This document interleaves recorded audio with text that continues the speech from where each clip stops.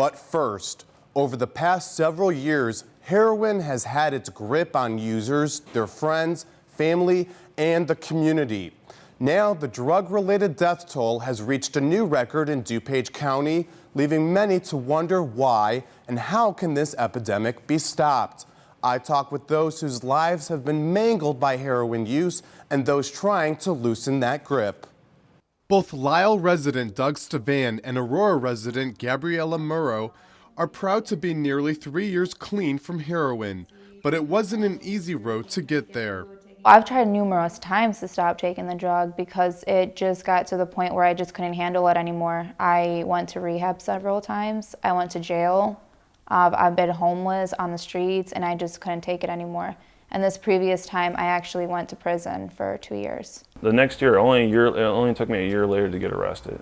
I was snorting heroin with the guy that I started doing it with, and I was in my Jeep, and undercover cops pulled right up, and I lost my car. I had a felony. This is all before my 21st birthday. But perhaps what scared Doug's parents the most was finding him unconscious on the floor during an overdose. I heard this thump, and I came around the corner, and he was laying on the floor. And his arm was wrapped with the band, and I saw all this drug paraphernalia on the counter, and I was just scared out of my mind. I could think of the nights that I'd sit downstairs and in the basement, and I'd just be praying there for hours on end, talking with God, saying, is he going to come home tonight? Yet Doug and Gabby are fortunate to be alive and share their stories, knowing others aren't so lucky. As many as 50% of heroin addicts die from overdosing. It's one of the most addictive and deadliest drugs out on the streets. Still, the intense high it produces often entices teenagers and young adults to try it anyway. At the time, it felt great. I mean, I had all these friends. The high was great. I felt like I was on top of the world, honestly. In our community, we have kids that have access to money, they have access to cars, and the typical teenage thing that you always hear about, some of them, they start using drugs recreational, looking for, some cheap thrills, so to speak. Common in the teenage psyche, they feel they're invincible. So they're just looking for things to do. Heroin right now is very pure and it's very reasonably priced.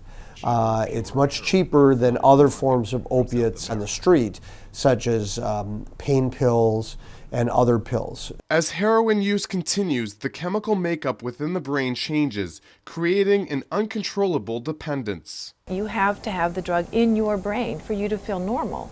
And you start to feel bad or abnormal when you're withdrawing from the drug. So that's another motive to seek out and take more heroin, is it then becomes so important to you to feel good, you have to continue to take heroin. This year, there were at least 70 heroin-related deaths among Will and DuPage counties. That includes 6 here in Naperville alone, in addition to 7 in Naperville last year. We do autopsies on every person who dies of a heroin overdose, and their bodies are physically ravaged by the drug abuse and by the lack of eating properly and lack of taking care of oneself. And so it's a very destructive process, and ultimately the worst part is it comes to our morgue and the person is dead. The drug claimed the life of 2010 Neuqua Valley High School graduate John Cassina, who died of a heroin overdose in July of 2012. He had struggled with heroin for probably about a year and a half. We were aware of it only the last 6 months of his life. He put himself into rehab, and he was trying hard to get clean, but like so many others, he lost his battle with his addiction by overdosing after 2 months clean on July 23rd of last year. His mother, Caroline, has taken the tragedy and turned it into something positive, joining John's friends in creating a Facebook page called Open Hearts, Open Eyes. The online forum serves as a place for honest discussion of heroin and other drug-related issues. The page has grown to roughly 8,000 members from all over the country.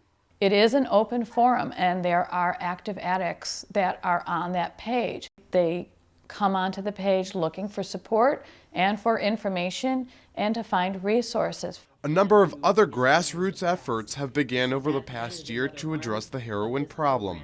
The not-for-profit Kids Matter has started a branch-off program called Parents Matter Too, connecting parents with resources and support.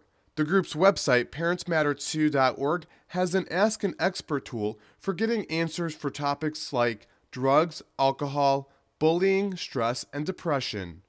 The organization will also start holding parent conversation circles early next year, hoping that they become a stronger influence on their children than drug use. All kids face trouble.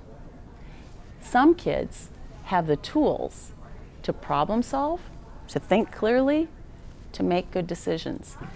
And as parents, we can help build those skills within our kids. We need to stay in touch with our kids on their activities and what they're doing, who their friends are, and what they're up to, where they're going, things like this. I think a lot of times parents feel like, well, I don't want to be overbearing, but we need to be parents at a certain level also. 360 Youth Services also launched a website in response to the heroin abuse called The Power of Choice. If you go to the resource page, there's all kinds of resources, from how do you get rid of prescription drugs that are no longer being used, to what to do as far as helping people in recovery, and the gamut in between. The Robert Crown Center for Education has ramped up its heroin prevention efforts as well. We take a primary prevention approach, which means that primary prevention inhibits the development of a disease before it gets started. A representative from the center joined Congressman Bill Foster and other experts on the subject of drug abuse at a forum in early November. It's clear that we are facing an epidemic of heroin abuse, and we need innovative solutions to counteract this growing problem. We have to identify what works, and we have to take it to scale as quickly as we know how. Director of Student Services at Naperville North High School, Jeffrey Farson, spoke about one measure the school is taking, hiring a dean of interventions to work exclusively with students involved in drug use. We love our kids, more than you know, and so we are really, really trying and learning from everybody that, has something out there. We're willing to try it too. Those touched by heroin in some way hope that by sharing their stories, the larger community will acknowledge that heroin use is an epidemic and will continue to work together to find a solution. If we believe in DuPage County that we have a town or a school or socioeconomic group or something that is not affected by this problem, then we're deluding ourselves. It has gotten bad, honestly. A lot of people don't know what they're getting themselves into at all. And they don't think that, the stories that they hear, they don't think it's ever going to happen to them. I'm Kevin Maychek for Naperville News Extra.